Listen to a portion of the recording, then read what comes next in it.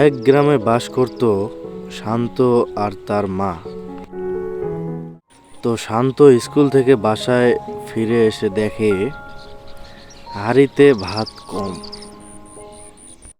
দেখে মাকে ডেকে বলে, মা তুমি খাইছো? মা বলে, হ্যাঁ বাবা আমি খাইছি, তুই খা। এ কথা শুনে শান্ত চুপচাপ খেয়ে নেয়, নিয়ে শুতে যায়, কিন্তু রাতে ঘুম আসে না। পরদিন সকালে উঠে মাঠে গিয়ে অনেক কাজ করে 50 টাকা আয় করে করে বাজারে যায়, গিয়ে চাল কিনে নিয়ে আসে।